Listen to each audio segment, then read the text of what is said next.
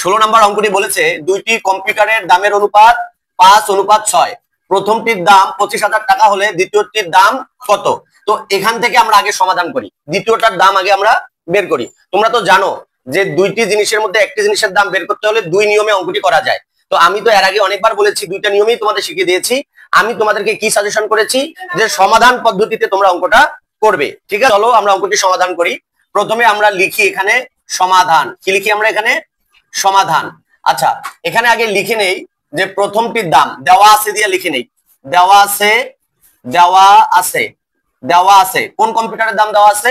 প্রথম কম্পিউটারের দাম দেওয়া আছে। তাহলে আমরা লিখি যে প্রথম কম্পিউটারের দাম, প্রথম কম্পিউটারের দাম, প্রথম কম্পিউটারের দাম কত টাকা? 25,000 টাকা। কত টাকা? 25,000 টাকা। তাহলে বের করতে হবে কি? দ্বিতীয় কম্পিউটারের দাম সমান হোয়াট, মানে দ্বিতীয় কম্পিউটারের দাম দেওয়া নাই। আমি যে এখানে ডট ডট দিয়েছি, দুটা দাড়ি দিয়েছি, তোমরা দাড়ি দিও না, তোমরা এখানে লিখো যে দ্বিতীয় কম্পিউটারের দাম হোয়াট, মানে এটা নাই। তোমরা চাইলে দ্বিতীয় কম্পিউটারের দাম লিখে এখানে ক দিতে পারো। কি দিতে পারো? ক না দিলেও চলবে, ক না দিলেও চলবে। তাহলে আমরা এখন এখানে লিখি যে এখানে এখানে এখানে দিয়ে লিখি যে প্রথম কম্পিউটারের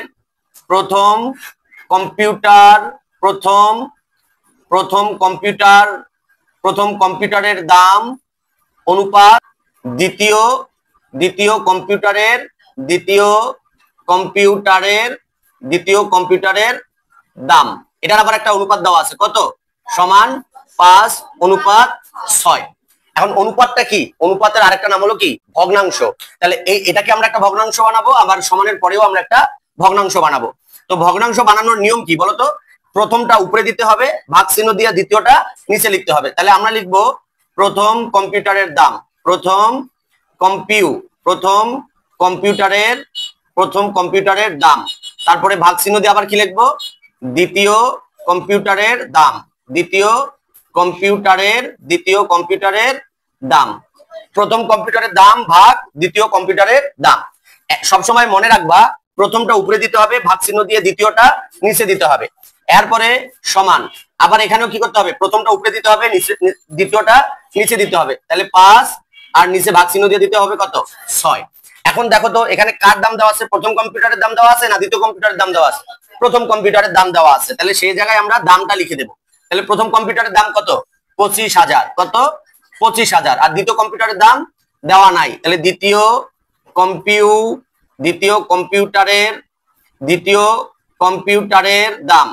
কম্পিউটারের দাম, ঠিক আছে, সমান 5/6/5। এখন এপাশেও একটা ভগ্নাংশ, এপাশেও একটা ভগ্নাংশ। এখন আমাদের কি করতে হবে? আড়াআড়ি গুণ করতে হবে। তো যেটার দাম বের করতে হবে সেটা আগে গুণ করতে হবে, অর্থাৎ এটার সাথে এটা আগে গুণ করতে হবে। তাহলে আমরা লিখবো দ্বিতীয় কম্পিউটারের দাম গুণন 5 সমান, আমরা কি করব? এটা দিয়ে এটার গুণ করবো নাকি? তাহলে 6 গুণন 25,000, 6 গুণন 25,000। 1 মিনিট। তাহলে এখন দেখো এই দ্বিতীয় কম্পিউটারের দামের সাথে 5 কি আকারে আছে? গুণ। এই তাহলে এই 5 এর পাশে কি হবে? ভাগ হবে। তাহলে আমরা লিখবো বা দ্বিতীয় কম্পিউটারের দাম, দ্বিতীয় কম্পিউটারের দাম সমান, এইটার এটা গুণ করলে কত হয়? 1,50,000। একক, দশক, শতক, হাজার, অযুত, লক্ষ, 1,50,000 হয়েছে। এটাকে ভাগ করতে হবে কত দিয়ে? 5 দিয়ে। তাহলে সুতরাং দ্বিতীয় কম্পিউটারের দাম কত হইলো বলতো? কত হলো? 30,000। 30,000। তাহলে দ্বিতীয় কম্পিউটারের দাম কত হলো? 30,000 টাকা। আর প্রথম কম্পিউটারের দাম কত? 25,000 টাকা। এটা আমরা পাইলাম। এখন এখানে আবার বলেছে পরের লাইন যে মূল্য বৃদ্ধির ফলে প্রথমটির দাম 5,000 টাকা বেড়ে যায়। তো মূল্য বৃদ্ধির ফলে প্রথমটার দাম কত টাকা বেড়ে যায়? 5,000 টাকা বেড়ে যায়। তাহলে এখন আমরা লিখতে পারি যে প্রথমটির দাম 5,000 টাকা বেড়ে যাওয়ায়, 5,000 টাকা বেড়ে যাওয়ায় প্রথমটির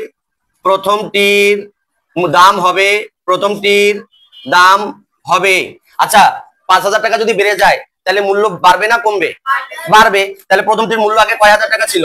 25,000 ছিল। তাহলে 25,000 এর সাথে কত যোগ দেব? 5,000। 25,000-এর সাথে যদি আমরা 5,000 যোগ দিই তাহলে কত হবে? 30,000।